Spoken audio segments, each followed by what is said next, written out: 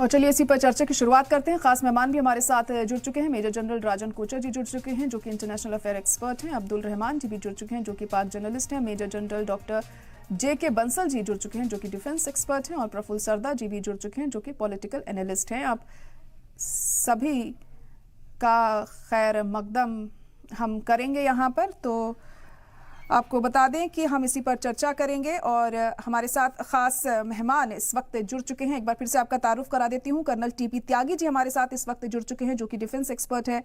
Major Mohammad Ali Shah ji हमारे साथ इस वक्त जुड़ चुके हैं, इंटरनेशनल अफेयर एक्सपर्ट हैं। और RB उपाध्याय जी हमारे साथ जुड़ गए हैं, जो कि सीनियर जर्नलिस्ट हैं। और कामरान सकी जी भी इस वक्त जुड़ चुके हैं, जो कि पाक जर्नलिस्ट हैं। आप सभी का बहुत खैर मकदम है हमारे इस खास प्रोग्राम में। और लोगों का गुस्सा जरूर सड़कों पर उतरा है, और ऐसा पहली बार नहीं है कि लोगों का गुस्सा सड़कों पर उतरा है यहाँ पर। लेकिन इसका नतीजा क्या निकलकर सामने आता है, ये अहम हो जाता है। मोहम्मद अली शाह जी, आपको क्या लगता है, ऐसे में क्या कुछ आने वाले दिनों में पाकिस्तान में हमें देखने को मिल सकता है? क्या जांच की जाएगी जो इलेक्शन हुए हैं उसकी, कि सही तरीके से हुए हैं या नहीं हुए हैं? क्योंकि इससे पहले भी लगातार धांधली का ही आरोप लगता रहा है जब भी पाकिस्तान में इलेक्शन होते हैं, मगर इस तरीके से लोगों का गुस्सा पहली बार ही देख रहे हैं।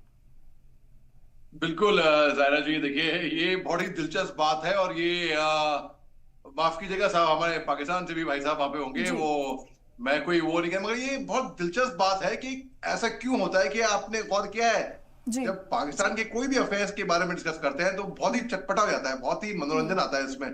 तो कुछ इसमें ऐसा है कि अभी आप सोचिए, अगर हम स्विट्जरलैंड या नॉर्वे के बारे में जिक्र कर रहे होते तो वो चटपटाहट नहीं आती इसके अंदर। अब बात ऐसी है, अब देखिए, क्योंकि पाकिस्तान के अंदर कुछ भी हो सकता है, कभी भी कुछ भी हो सकता है। मैं ये मानता हूं कि anything is possible in Pakistan.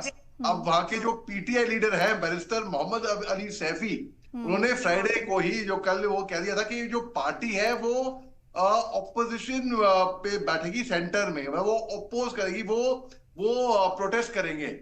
और इसके अलावा जो कि इमरान खान के इंस्ट्रक्शंस के ऊपर, अब देखिए जो उमर अयूब खान साहब हैं, जो उनके कैंडिडेट थे, वो प्राइम मिनिस्टर के कैंडिडेट थे, असलम इकबाल, जिनको chief minister of Punjab of province of Pakistan के लिए भी नॉमिनेट किया गया था। ये बहुत ही इतनी दिलचस्प बात है क्योंकि पाकिस्तान की मिलिट्री ही डिसाइड करती है एक्चुअली। इस बार क्या हुआ, ये भी इलेक्शन हुए थे, 8 तारीख को डिक्लेयर किया। अब देखिए पाकिस्तान की जो इमरान खान को तो जेल कर दी, खैर वो तो आउट हो गया है। अब इमरान खान की पार्टी PTI के जो इंडिपेंडेंट कैंडिडेट्स थे, वो इन दो से ज्यादा इन्होंने वोट हासिल करे।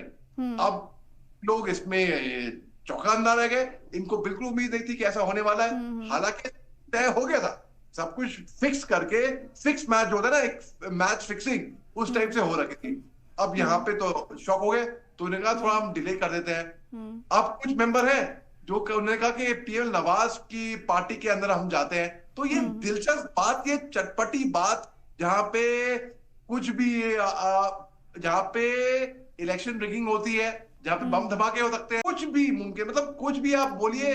मैं तो कहूंगा कि एक वेब सीरीज से ज्यादा मनोरंजन आता है जब हम देखते हैं पाकिस्तान के अंदर के मुल्क के क्या स्थिति हो रही है वहां पे। तो ये इसमें देखिए, जैसे कि कर्नल त्यागी साहब ने कहा कि अयूब खान के टाइम से बात करते हैं, तो जितने भी इनके, चाहे लियाकत अली खान साहब हो, 1951 में पहले वजीर आजम थे पाकिस्तान के, इनका असैसिनेशन हो गया था। अब आप देखिए जुल्फिकर अली भुट्टो साहब जो इतने पावरफुल हो गए थे कि पूरा पाकिस्तान का मुल्क इनको डैडी डैडी करके पुकारने लग गया था। तो ये इनको कहा कि ये मिलिट्री से ऊपर हो चुके हैं। लेकिन लेकर भी पावर में जनरल अयूब खान ही लेकर आए थे। फिर बाद में पाकिस्तान की मिलिट्री ने ही इनको असैसिनेट, मैं बोलूंगा, कत्ल मैं बोलूंगा, इन्होंने हाईकोर्ट ऑर्डर के तहत। जी मोहम्मद अली शाह जी, आपको क्या लगता है पाकिस्तान का फ्यूचर ऐसे में अब क्या हो सकता है? क्योंकि इन्फ्लेशन से पहले ही गुजर रहा है पाकिस्तान, और पिछले कई महीनों से हम देख रहे हैं कि हालात बद से बदतर होते जा रहे हैं। और ऐसे में चुनाव हुए थे तो एक उम्मीद जगी थी कि अब नई सरकार आएगी तो शायद कुछ बेहतर हो। लेकिन अब जो मौजूदा हालात है उसे देखते हुए लगता है क्या कुछ बेहतर हो सकता है आने वाले दिनों में पाकिस्तान में? ओके, आपने बड़ा अच्छा सवाल, आपका दिलचस्प सवाल आपने पूछा है। देखिए मैं अभी हालात क्या होंगे पाकिस्तान में, बद से बदतर होंगे, मैं ऐसे देख रहा हूं। क्योंकि इनकी कुछ एक वजह है जो मैं लॉजिकली दुनिया के सामने यहाँ पे उनका खुलासा करना चाहता हूँ। देखिए बैरिस्टर मोहम्मद अली सैफ साहब जो हैं, जो कि PTI लीडर हैं, उन्होंने मीडिया को एड्रेस किया और पाकिस्तान की मीडिया में उन्होंने कहा कि भाई रिगिंग तो ऐसी बात हुई है, इनके पार्टी के इंडिपेंडेंट कैंडिडेट्स ने अच्छा किया है, अगर ये रिगिंग नहीं होती तो 180 सीट्स पाकिस्तान में इनकी होती और ये सेंटर में होते, ऐसा उन्होंने साफ मीडिया के आगे कहा है। इसके अलावा फिर इनके एक और पीटीआई लीडर हैं अली मोहम्मद खान, उन्होंने एक देखिए कल क्या हुआ, एक 30 मिनट की एक मीटिंग हुई थी, कहां पे, रावलपिंडी अदीयाला जेल में इमरान खान के साथ। तो कि इनकी कोर कमेटी पीटीआई की इन्होंने गुफ्तगू करी, इन्होंने बोला कि ठीक है हम ऑपोजिशन में आ गए थे, तैयार हो गए थे हम आने के लिए, मगर अभी हम कॉल करते हैं पूरे राष्ट्र को एक प्रोटेस्ट पे, सड़कों पे उतरने के लिए। आगे जब आप देखिए, जब पूरा राष्ट्र अगर सड़कों पे उतरेगा और जो इनके पॉपुलर लीडर हैं इमरान खान वो जेल में सड़ रहे होंगे, तो क्या जब जो एक राष्ट्र जो गधे बेच रहा होगा है कि अपने, उन्होंने, मैं आपको क्या बताऊं किस हद तक वो गए हैं। और फिर भी उसके बावजूद भी इनके इतने बुरे हाल होंगे, एफएटीएफ इनको लोन देने को तैयार नहीं होगा, इनके ये ग्रे लिस्ट में होंगे, बहुत बहुत इनके बहुत बुरे हाल हैं बेसिकली। तो ऐसा मुल्क अगर जिनके इतने बुरे हाल है, फटेरे हाल है, तो इनका फ्यूचर हम क्या देखें। तो मैं पूरी हमदर्दी से ये कह रहा हूं, इंसानियत के तौर पे कह रहा हूं कि इनकी जो आवाम है, जो भोले भाले मासूम लोग हैं, इनको बेवकूफ बनाती है इनकी लीडरशिप। और लीडरशिप कौन हुई, मेनली जो रावलपिंडी में बैठे हुए ना इनके जनरल इनके वो बैठे, वो बनाते हैं बेवकूफ, और लोग बनते भी हैं बेवकूफ। इस बार आपने इसे कुछ टाइम पहले एक पैनल से बड़ा दिलचस्प सवाल किया था कि क्या इस बार वहां की आवाम कामयाब होगी कि मिलिट्री को रूल करके अपनी एक क्योंकि जमहूरियत तो एक मजाक है पाकिस्तान में।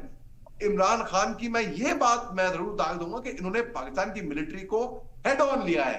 एग्जाइल में बहुत से इनके लीडरान गए हैं, जनरल परवेज मुशर्रफ, भगवान की आत्मा को शांति दे, वही हो गए थे जनरल होने के बावजूद। इमरान खान फिर भी डटे हुए हैं, तो अगर वो डटे हुए हैं, वो बाहर तो जाएंगे नहीं इजराइल में, तो इनका फ्यूचर बहुत ही ब्लीक मैं देख रहा हूं पाकिस्तान का ओवरऑल। शुरुआत से ही हम यही देख रहे हैं, कोई नया नहीं है ये, तो ऐसे में इस चीज को खत्म करना बहुत अलग हो जाएगा, या फिर कहेंगे बहुत डिफिकल्ट होगा यहाँ पर, अगर हम इस तरीके से देखें कि अवाम की अगर एक बार फिर से चले यहाँ पर या उनकी बात मानी जाए। मोहम्मद अली शाह जी, आप भी अपनी कुछ बात रखना चाह रहे थे, कह सकते हैं। जी देखिए, जो पीटीआई के पाकिस्तान तहरीक इंसाफ, हालांकि इन्होंने अब तक किसी को इंसाफ दिलाया नहीं है, वो अलग बात रही, लेकिन पीटीआई के जो इंफॉर्मेशन सेक्रेटरी हैं रऊफ हसन साहब, उन्होंने क्या कहा, उन्होंने ऐलान किया, बल्कि डिक्लेयर किया कि 2024 पाकिस्तान के इतिहास में, हिस्ट्री में दर्ज होएगा for biggest voter fraud ever. उन्होंने कुछ आंकड़े बताए, वो आंकड़े मैं पेश करना चाहता हूं। उन्होंने बताया कि जो एस्टिमेट था 177 जो कि नेशनल असेंबली की सीट थी, उनमें से 92 इनको दी गई है केवल फ्रॉडेंटली। अब हिसाब लगाएं, 177 से अगर 92 दी गई है तो बची कितनी, 85 सीट्स। 5 सीट्स इनसे ली गई हैं बेमानी से, तो ये रो रहे हैं ऊपर से। तो ये तमाशे हम वहीं पे ही देख पाएंगे, और ये थोड़ा, मैं यहाँ सीरियस्टिक नहीं हो रहा हूं, लेकिन एंटरटेनिंग है वैसे अगर आप देखा जाए तो।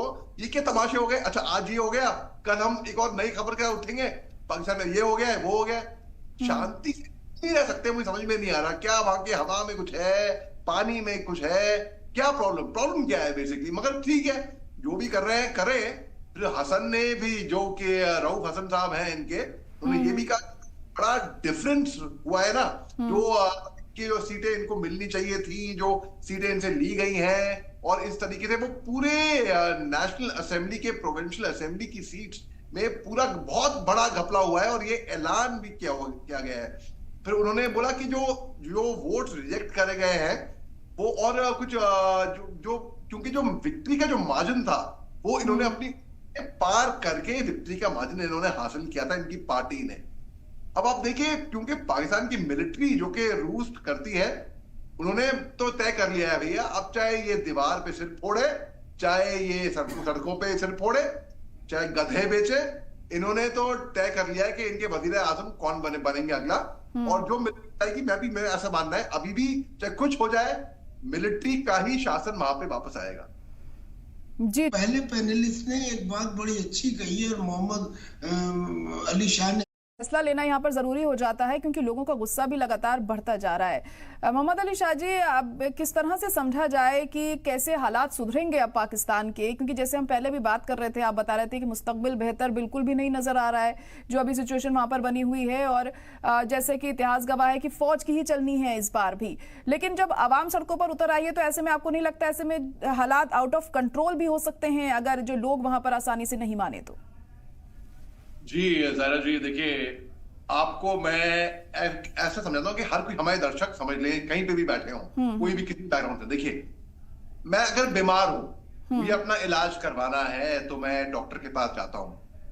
अरे जब तक मेरे कोई नहीं होगा कि मेरे को बीमारी है, मैं बीमार हूं, मेरे को इलाज की जरूरत है, मेरे को जरूरत है, कौन मेरा इलाज कर पाएगा? दुनिया का बेहतरीन से बेहतरीन डॉक्टर मेरा इलाज नहीं कर पाएगा। क्यों?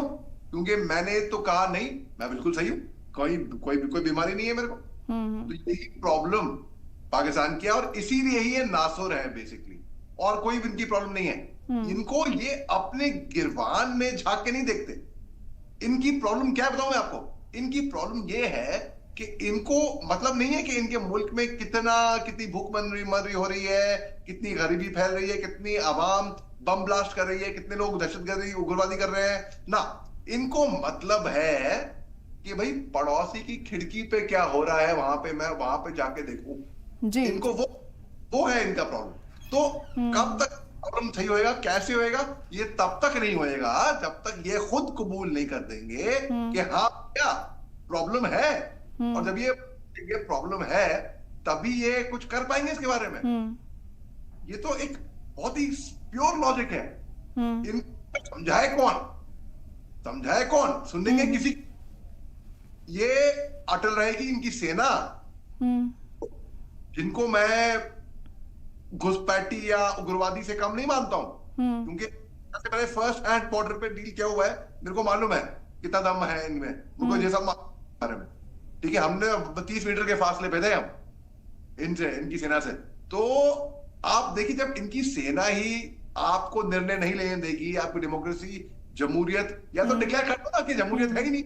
जी जी, डिक्लेयर कर दे, ये भी डिक्लेयर करेंगे, कहने के दिखावा करेंगे या जमहूरियत है, और काम करेंगे, कांड कर जाएंगे ये लोग। और इनको सख्त जरूरत है कि अपने गिरबान में झांक के देखने की, सेल्फ इंट्रोस्पेक्शन करने, तभी बाहर आ पाएगा। अदरवाइज आप देखते रहेंगे यही चलता रहेगा पाकिस्तान। जी बिल्कुल, और देखिए अगर फिर यही हुआ तो साबित हो जाएगा कि जमहूरियत वाकई खतरे में है पाकिस्तान के, और इस बात का सबूत भी मिल जाएगा अगर एक बार फिर वही फौज का ही आखिरी फैसला इस पर हुआ तो। आप सभी का बहुत शुक्रिया हमारे साथ जुड़ने के लिए हमारे इस खास प्रोग्राम में।